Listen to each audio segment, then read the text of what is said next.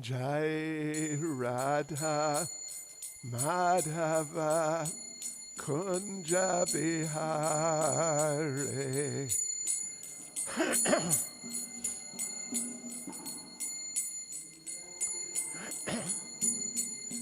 Jaya Radha Madhava Kunja Bihare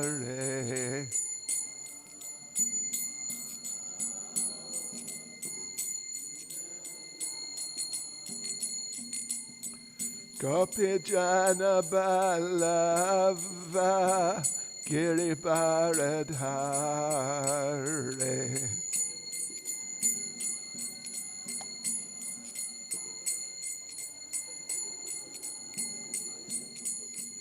Gopijana Balava Giribaradhare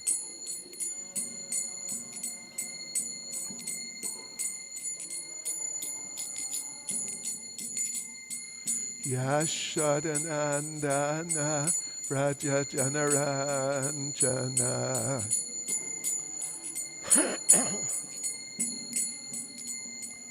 Yashodanandana Vraja Janaranjana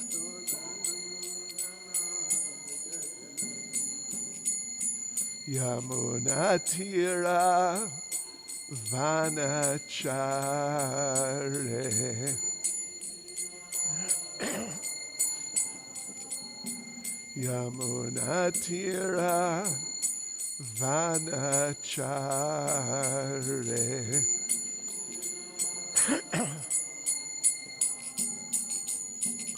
Jaya Radha Madhava Kunja Bihare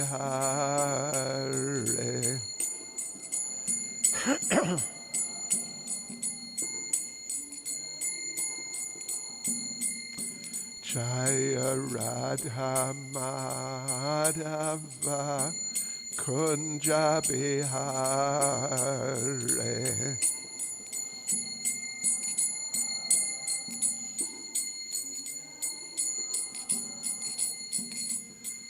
Gopijana Balava Giribaradhare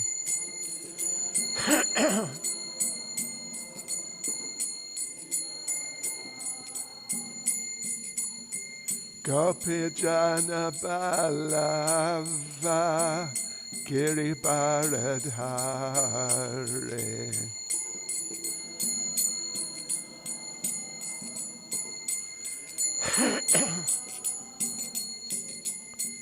Yashodanandana Vraja Janaranjana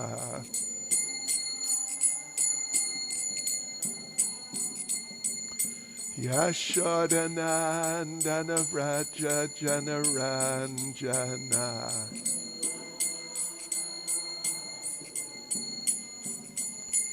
Yamunatira Vanachare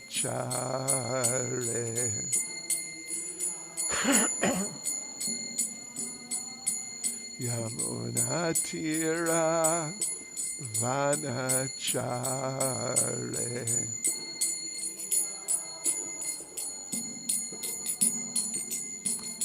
Jaya Radha Madhava Kunja Bihare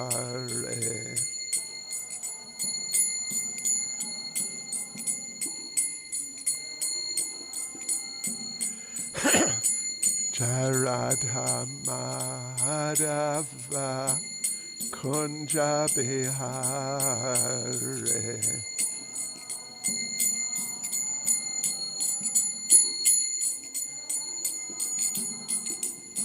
Jai Prabhupada Jai Prabhupada Jai Prabhupada Jaya Prabhupada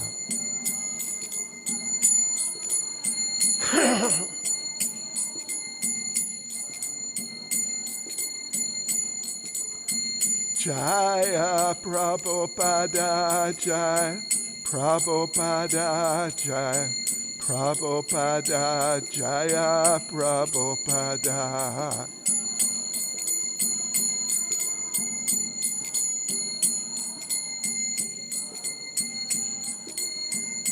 Jai Jai Prabhupada Prabhupada Prabhupada Prabhupada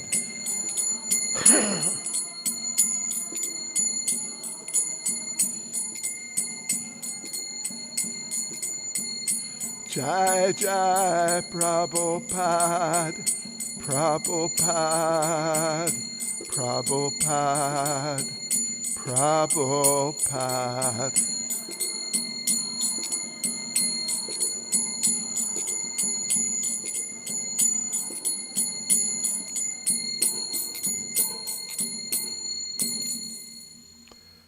Jan Vishtapad Paramahangsa Parivrajacharya Tadasissamad His Divine Grace A.C. Bhaktivedanta Swami Srila Prabhupada Ki ISKCON's founder Acharya Srila Prabhupada Ki Grantaraj Srimad Bhagavatam Ki Shri Shri Radha Radhanath Ki Shri Giri Govardhan Ki Shri Chaitanya Mahaprabhu Ki Sankirtan Yagya Ki Gaur Premanande.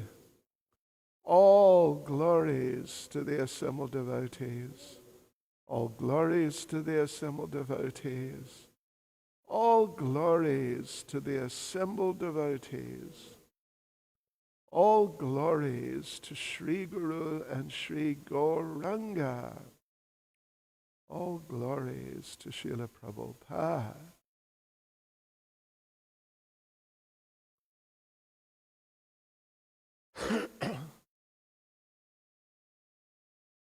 Om Namo Bhagavate Vasudevaya.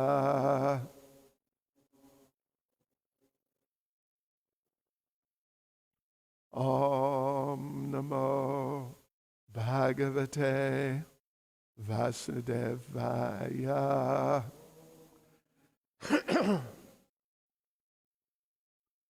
Om Namo Bhagavate Vasudevaya.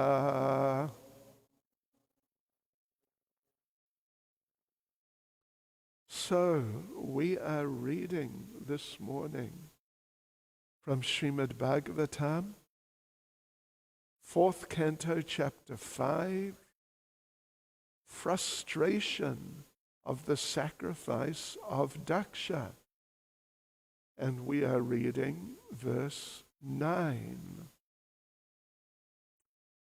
Prasuti Mishra Striya Udvigna Chitta Uchur Vipako Vrijanasyaiva Tasya Yat Pashyanti Nam Duhitrinam Prajesha Sutam Satim Avadadyav Anagham Prasuti Mishra Striya Udvigna Chitta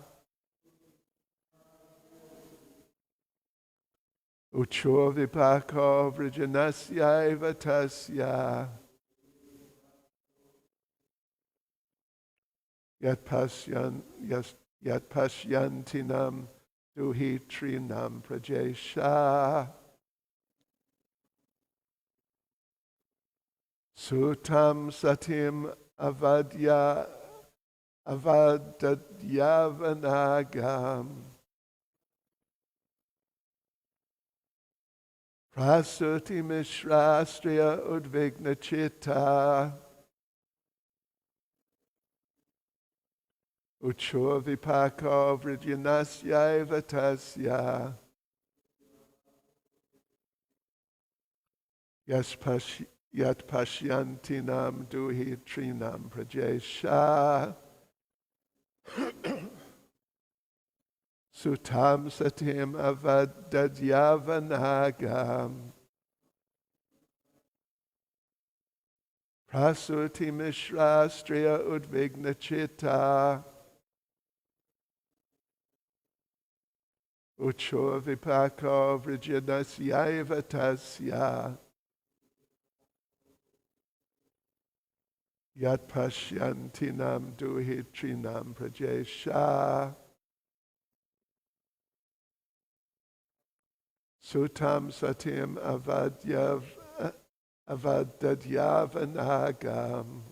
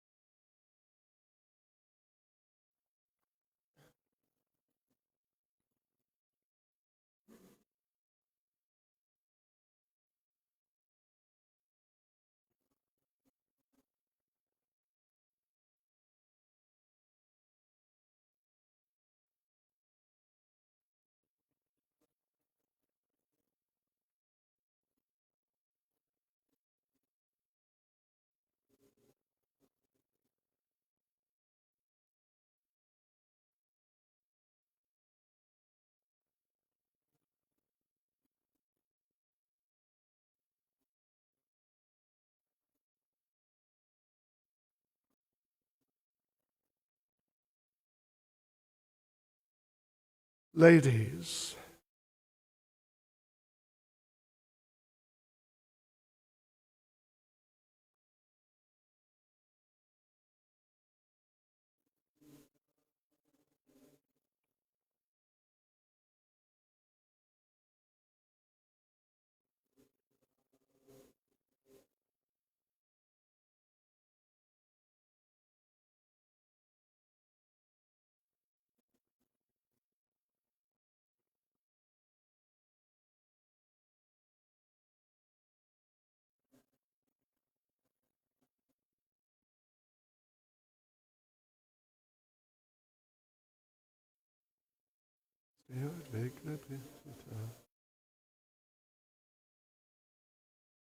Ucho vipaka vrijanasyaiva tasya.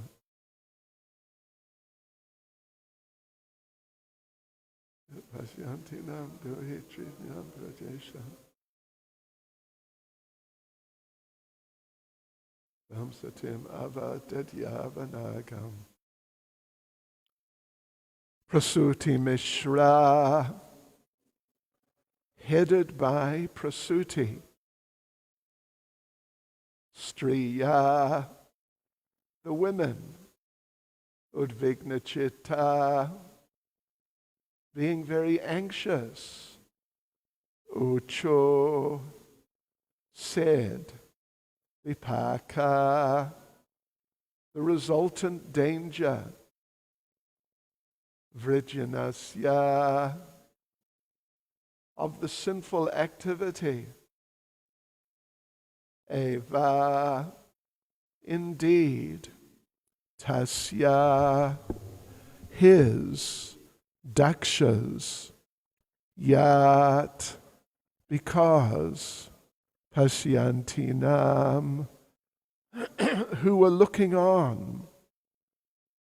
Duhi trinam, of her sisters. Prajesha, the Lord of the created beings.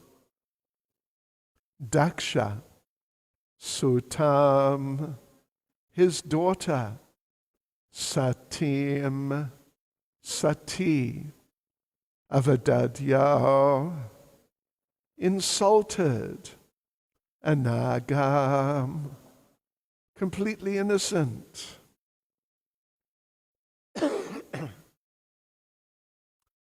Translation. Prasuti, the wife of Daksha, along with the other women assembled, became very anxious and said, "This danger has been created by Daksha because of the death of Sati, who, even though completely innocent, quit her body as her sisters looked on." Purport by Srila Prabhupada. Prasuti, being a soft-hearted woman, could immediately understand that the imminent danger approaching was due to the impious activity of hard-hearted Prajapati Daksha. He was so cruel that he would not save her youngest daughter, Sati, from the act of committing suicide in the presence of her sisters. Sati's mother could understand how much Sati had been pained by the insult of her father. Sati had been present along with the other daughters, and Daksha had purposely received all of them but her, because she happened to be the wife of Lord Shiva. This consideration convinced the wife of Daksha of the danger which was now ahead, and thus she knew that Daksha must be prepared to die for his heinous act. Prasuti Mishra Astreya Udvigna Chitta Uchur Vipako Vrijanasya Tasya Yat Pasyantinam Duhi Trinam Prajesha Sutam Satim Ava Dadyav Anagam. Prasuti, the wife of Daksha, along with the other women assembled, became very anxious and said, "This danger has been created by Daksha because of the death of Sati, who, even though completely innocent, quit her body as her sisters looked on." Nama Om Vishnupada Krishna Presta Bhutale Srimati Bhakti Vedanta Swaminiti Namane Namaste Saraswati Deve Gauravani Pracharne Nirvishesha Shunyavadi Paschitya Deshatarne Sri Krishna Chaitanya Prabhu Nityananda Shri Advaita Gadadha Shivas Adi Gaura Bhakta Vrinda Hare Krishna, Krishna Krishna, Hare Hare, Hare Rama, Rama Rama, Hare Hare. Vanchakalpatarubhyascha kripa sindhubhya evacha. Patitanam pavanebhyo vaishnavebhyo namo namaha. Srila Prabhupada ki jai. Yes, well, we've been following this story for some weeks or even a few months now. So the basic elements in the picture of what has happened and what is happening is all pretty clear. And it's really an extremely shocking thing, an extremely shocking situation. Srimad Bhagavatam has numerous stories, which are not just stories, but accounts of different happenings in the universe, even sometimes in other universes, of particularly significant events which happen because of very extraordinary circumstances, or some very amazing, sometimes very amazing, auspicious things like the deliverance of Prahlad or the deliverance of Ajamil. Extreme auspiciousness, amazing auspiciousness, despite the presence of extreme inauspiciousness, but because of some special factor involved, then despite other factors which people might think would dictate a very bad result coming, but because of something special, auspicious, a wonderful result comes. In that case, of course, Ajamil was very offensive or if not exactly offensive, but certainly very sinful, very drastically sinful. And normally when people are even just somewhat sinful, what to speak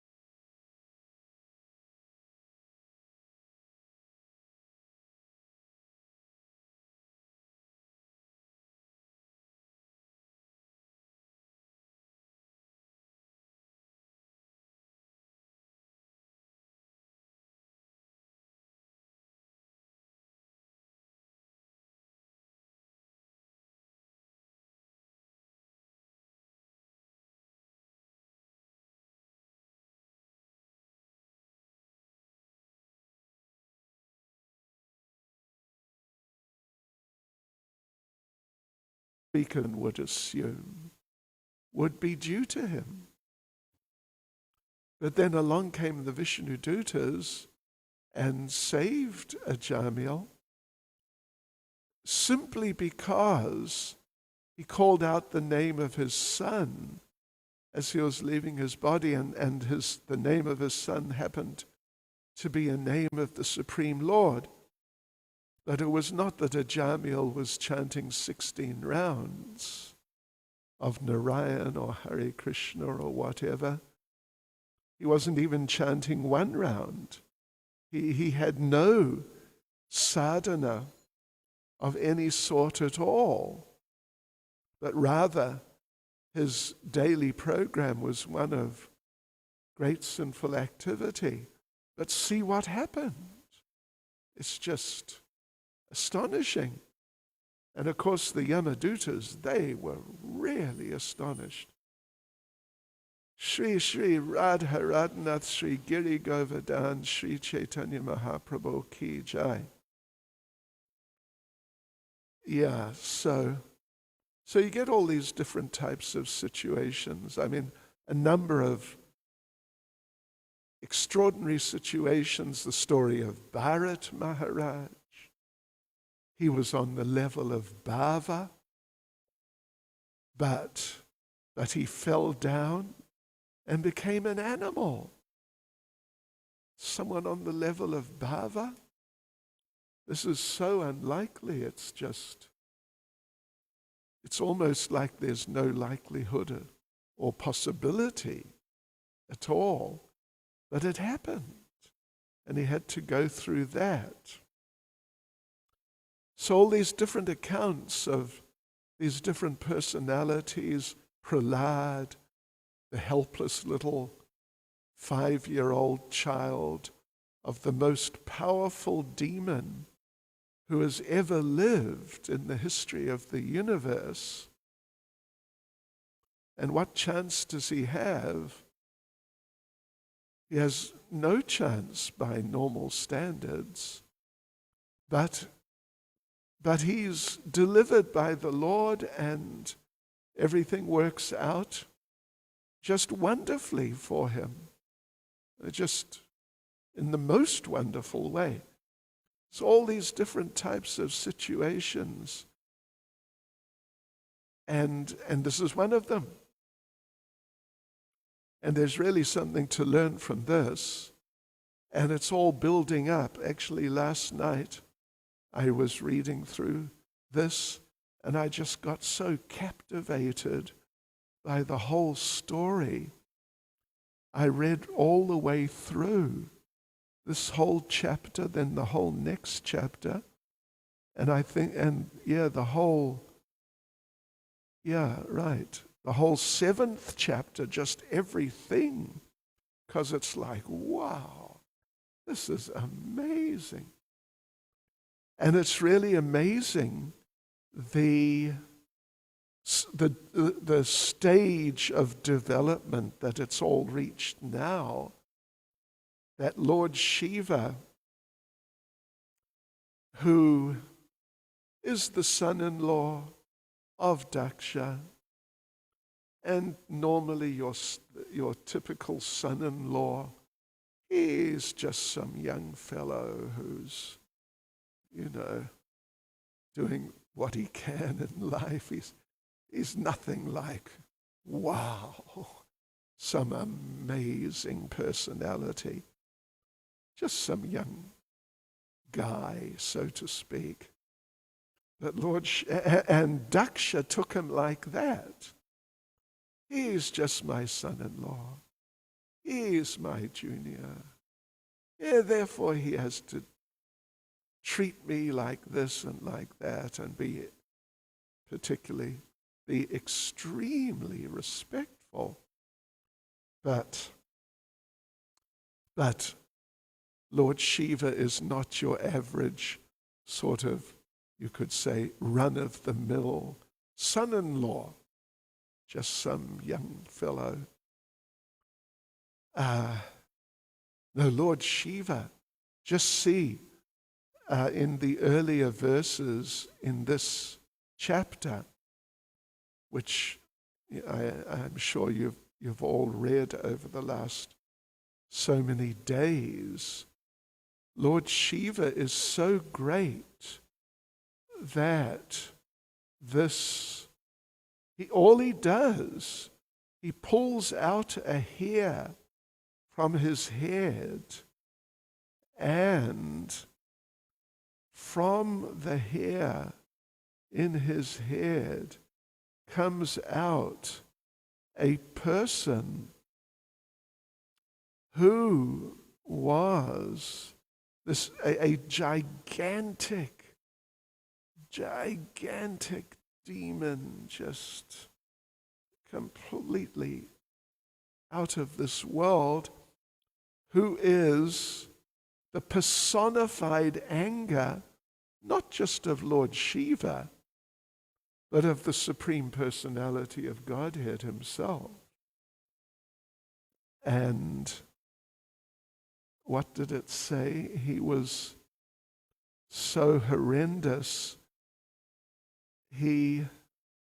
This demon carried a great trident and was fearful enough to kill even death. What is this? Well, what is this is that Lord Shiva, what to speak of being a demigod, which he is, and therefore being very extraordinary and very powerful, but actually Lord Shiva is a type of form, he is definitely a type of form of the Supreme Personality of Godhead. So therefore, when he really gets into things, when he's being the son-in-law, he's kind of a gentle young fellow. But you look at another side of him. Agyapta evam kupitena manyuna. That he can become so angry. Manyuna. He can become anger personified. He has that capacity. Because Lord Shiva, of course, he's particularly responsible for the mode of ignorance. And anger is part of the mode of ignorance. So when you talk about anger in its just ultimate form, like total anger in the mode of ignorance, then Lord Shiva, he's the one. Of course, Lord Nrsingadev is the personified anger of the Supreme Lord in an even further developed sense. But still, in terms of the different, the guna avatars, these forms of the Lord, Achintya Bhed, Abhed, Tattva type forms of the Lord, Lord Shiva and Lord Brahma. So when Lord Shiva gets angry, then on a certain level you can take it. This is the anger of the Supreme Personality of Godhead. So Daksha, we all make mistakes. We all have done things and afterwards thought, why did I do that? What on earth have I done? Did it ever happen to you? Of course. Never. Okay, that's good. Yeah. So Daksha, he has just put his foot in it completely, totally, all feet and everything in it by underestimating his so-called son-in-law and taking him to just be his son-in-law, just the young fellow who happens to be the husband of the daughter, and he's not been a husband before, so he's sort of trying to come to grips with being a husband and doing things in the right ways. So he's junior, and like that, pat him on the head. But actually Lord Shiva, to take Lord Shiva to be like that is such a mistake. And Daksha and all these other people who are present, they're all going to find out about that. You know, as you've read, of course, at the end of the last chapter, some of Lord Shiva's associates tried to attack after the suicide of Sati. They tried to attack and really do something on behalf of their master, Lord Shiva, and on behalf of Sati. But Bhrigu Muni somehow mystically produced a group of demigods, the Ribu demigods, who are some sort of warrior, Kshatriya type demigods. And they chased away all those followers of Lord Shiva. And then maybe at that point, Daksha was thinking, and Bhrigu Muni and various others. There was one sort of demigod associate type person called Bhaga, which normally would mean auspicious, opulent, and something glorious. And he thought it was funny. He thought it was funny. And there was another one called Pusha, who was somewhere in that sort of category. And he also thought it was a bit funny and, who's this Lord Shiva? Our people got the better of his people. But are they about to learn a lesson the hard way? Gosh. So, of course, there are many things. And one of the things is that we shouldn't be offensive, even to people, if it's possible to think like, well, it is possible to think like this. We shouldn't even be offensive to people who we think it might be all right to be offensive to. People who sort of deserve having some offenses done to them. This point is addressed by Srila Vishwanath Chakravarti Thakur in Madhurya Kadambini. You may well be familiar with it, that there are the 26 qualities of a devotee.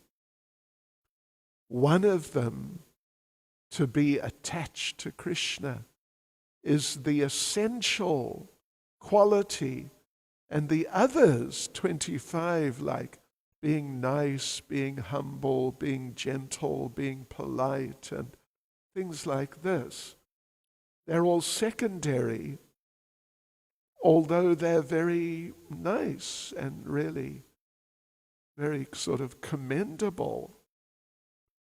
But he makes the point that if someone only has the one quality of being attached to Krishna, Krishna Akarshanam, and just doesn't have the others at all, what to speak of being polite?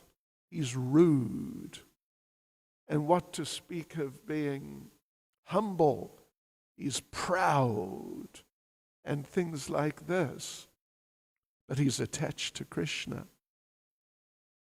So you might think that such a rude, gross, unfriendly, and maybe offensive person who happens to be attached to Krishna, then it's all right. And not just all right, but it's actually right, it's correct to criticize that person and just not take them seriously at all.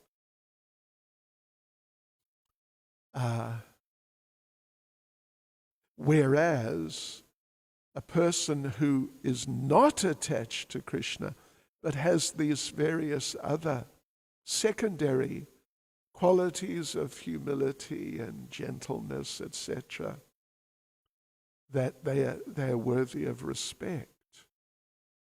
But Srila Vishwanath Chakravarti Thakur says, no, you cannot, if someone's attached to Krishna, then you cannot make their, or sort of rationalize their shortcomings in other respects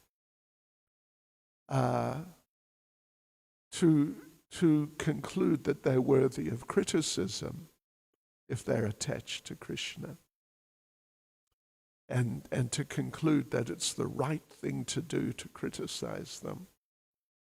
And as we know, Srila Raghunath Das Goswami says that anyone who thinks like that such a person is worthy of criticism and deserves to be and should be criticized, and that when you're doing that criticism, it's good, you're doing a good thing, even a purifying thing, some sort of bhakta kata or something, abhakta kata, maybe something like that. And it's purifying you, like having a nice bath. So he says that yes, it's like taking a bath in donkey urine. And, that's pretty disgusting. So, yeah, Daksha, we've all made mistakes like this, and we should all be very careful. One time I was in a class, Srila Prabhupada was giving class in Bhaktivedanta Manna, and Srila Prabhupada was talking about this sort of thing or something related. Basically, don't underestimate the devotees. Don't underestimate them. And Srila Prabhupada, he said like that, so don't underestimate the devotees. And Prabhupada said, you never know. You might now be sitting right next to Narada Muni. And you might think, that's so unlikely, which is probably true. But Prabhupada said, you never know. And I remember when Prabhupada said that, so many of the devotees in the temple room, they looked at the person sitting next to them just to see, wow, wait a minute, who is this? Yeah, because you never know. And even if you say that it's not Narada Muni, it's just some devotee or other, but we shouldn't underestimate the devotees, meaning really, we shouldn't underestimate how dear the devotees are to the Supreme Personality of Godhead. Even the devotees who, by certain standards, may not appear to be very special, sort of like ordinary devotees, if there is such a thing, or even devotees with some problems. We shouldn't underestimate them, or we shouldn't really underestimate how dear someone is when someone renders service to the Lord. We just read last night in our Vaishnav etiquette seminar, we read a verse which was talking about comparing someone who is someone who's like a big karma kandya person who performs big yagyas and just very nice things like that. Oh, I don't have it, but anyway. So, he's got a whole sort of background of performing these major activities which are sanctioned by the Supreme Personality of Godhead. But in the verse, it was stated, it's a Bhagavatam verse, it was stated that if you compare such a person to someone who has just one time offered obeisances to the Supreme Personality of Godhead, one time, then they're just in completely different categories. And the verse says that the one who has just offered obeisances once to the Lord is in so much better situation that because of that one time, at the end of this life, he's going back to Godhead, to the abode of the Supreme Personality of Godhead, to become one of the associates of the Lord, someone who's just one time offered obeisances. This might on one hand make us think that this sounds a bit excessive, just one time. Or on the other hand, it might make us think that, gosh, I'm pretty great because I've offered obeisances to the Lord just today quite a number of times. So, good for me. That we should be careful of too. But we underestimate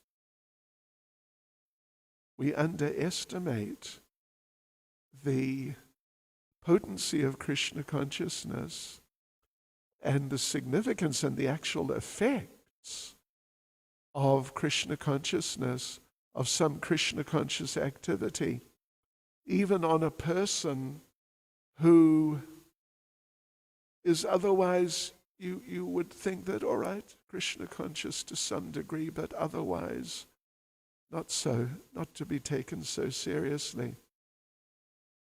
Indradyumna Maharaj tells the story of one man who heard that when the time of death comes, you must chant the Hare Krishna mantra.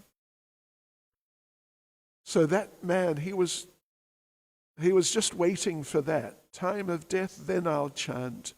But in the meantime, he was just doing all nonsense.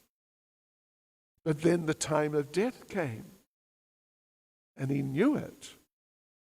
And so what he told he had an assistant. He told the assistant, can you just run down to the Hare Krishna temple in Unit 5 and just get me some japa beads because I want to chant Hare Krishna because, you're meant to do this at the time of death. So the servant went racing down to the Hare Krishna temple, woke the devotees up at the book table, bought a set of japa beads, came running back, and the man had just died. So, before he got the chance to chant on his new beads. So the scene switches to Yamaraj, that Yamaraj. And Yamaraj and Chitragupta, who's the main secretary of Yamaraj, they're discussing this. And Chitragupta says, that was close. He almost went back to Godhead. But just didn't quite make it, and so, well, too bad. He's, some other future's going to be there, not so good. And Yamaraj said, no. Don't think like that. He's going back to Godhead. And Chitragupta said, but how could that be? He didn't chant the holy names. And Yamaraj said, no, but he wanted to chant. So he's going back to Godhead. So there's all sorts of amazing accounts of this sort. We mentioned a few last night from Srila Jiva Goswami. But the point is, we shouldn't underestimate Krishna consciousness, and we shouldn't underestimate the danger of making offenses. We shouldn't underestimate that, because you can get so, like is just about to happen. Daksha is about to get so devastated and end up with the head of a goat. It's just so shocking for a person who's otherwise very famous and prominent and highly respected. But he's going to end up literally like a goat. Yeah, because he's underestimated who is Lord Shiva. And this is going to happen in such an extreme way. So, yeah, we should be careful, because you never know, something extreme may come your way too. And when something extreme comes your way, gosh, you really have to fasten your seatbelt. So, yes, Prasuti, who is one of the, maybe not one of the main, there's a group of chaste ladies who are like the main group of chaste ladies in the universe, including Mandodari, the wife of Ravana, Lakshmi, and various others. And Prasuti, as I recall, is not exactly in that group, but she's there somewhere. She's the wife of Daksha, and she's a very highly placed lady in demigod society, and a highly intelligent and insightful lady. And they can see this dust storm is coming. His name is Virabhadra. Yeah, his name is Virabhadra. This Virabhadra is coming. And, with his whole gang, and they are just going to, whereas the other associates of Lord Shiva, they couldn't get it together. But he and his team, they are just going to cause utter destruction. Yeah, utter destruction.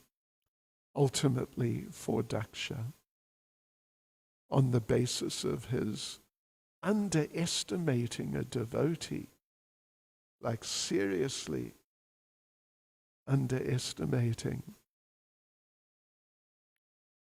It's amazing. Hare Krishna. Srila Prabhupada ki jai. Any comments or questions, Maharaj? Jai Sachinandan Prabhu. Hare Krishna, Maharaj. I recall you mentioned about Pusha, and he was kind of smiling or jeering at when the associates of Lord Shiva were held back. And I think the repercussion he got, they knocked his teeth off. Right. Right. And they wrenched the mustache of some, yeah. I can't remember who it was. Well, Brigu is about to lose his mustache. and get the beard of a goat. Brigu. Brigu's a big person, really big person. Yeah, and someone's going to lose their teeth. Is it Pusha? And someone else is going to just lose his eyes. And he has to see through the eyes of his disciples, right? Is it?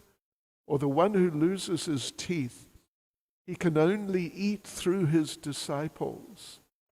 Otherwise, because he's got no teeth, so he can't eat. He can only eat uncooked dough. Talk about, gosh, not very exotic diet. So, yeah. Well, you mentioned earlier on about the devotee, even if he has faults, he's still, because his attachment to Krishna. There's one of the 26 qualities is nidosh. He's faultless. He's what? Faultless. Faultless, One of the 26 qualities of a Vaishnava. Right. And they give the analogy of the moon. The moon, sometimes there's spots on the moon, but it does not disqualify the moon from disseminating its rays, heat and cooling rays. Yes, right. And sati is described here as anagam, completely innocent, completely free from any fault, totally anagam. Yeah. And when you make an offense like that against, Lord Shiva, but then against sati, it's such a horrible consciousness to offend your own child, who's a devotee. She's a great devotee. And not only a great devotee, but just by any standard, she's like a perfect person. But old Daksha, he just treated her so badly. And when if we do things like that, but even if we do things just a little bit like that, then you can't expect good results. You can only expect bad results. Thank you. Thank you. Hare Krishna. Oh, yes. Hare Krishna Maharaj. I was wondering about this interesting point you brought up about the qualities and how the first one of being attached to Krishna is the most important. And it makes so much sense. But I was thinking how when we put it on the ground, it becomes so difficult to handle, because then if we have devotees who may all be really attached to Krishna but then struggle with the other qualities, then sometimes we can end up condoning exploitation or awarding bad behavior. And then I was also thinking that if I was in that sacrifice with Daksha, some thought could have gone through my head like, Daksha is attached to Krishna to some degree, but he's displaying all these other lack of qualities. So then am I offensive if I'm being critical towards Daksha? And then there's Shiva. So it becomes so complicated when you take it on the ground. Well, yes. Life is complicated. And Daksha, he's got some Krishna consciousness, otherwise he wouldn't be Daksha. He's one of the chief Prajapatis. But his fault is not just the fault of being not gentle enough. His fault is being anti-devotee. He's pro-devotee or pro-Krishna, but he's anti-devotee also. So it's not just being pro-Krishna and just sort of materialistic. He's actually he's pro-Krishna and anti-Krishna in effect at the same time. Yeah. But his anti-Krishna is really, really, really serious. Because Lord Shiva is a form of Krishna, sort of. at least of Lord Vishnu. Yes. Microphone.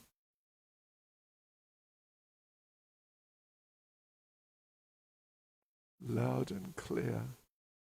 Hare Krishna? Yes. Sorry. Hare Krishna Maharaj. So also in terms of like the quality, so say now like if someone or ourselves or whatever have these, say now the nice qualities, but we don't have the attachment to Krishna, then they're actually of no value. Then So actually, then would say those nice qualities, if we are lacking attachment to Krishna, then they would be of no value. then there, Then they wouldn't be of value. they wouldn't be. Of We're value. getting there. One word at a time. They wouldn't be. So, okay, so I'm saying, No, I get the idea. so they wouldn't be valuable having, Yes, yeah. you're right. They're like decorations of a dead body. Just wasted. Just wasted. And they're just the modes of material nature. Maybe the mode of goodness, but the mode of goodness without Krishna consciousness is just material and therefore valueless. And even what to speak of being valueless, they may actually be like anartha, opposed. They may be detrimental.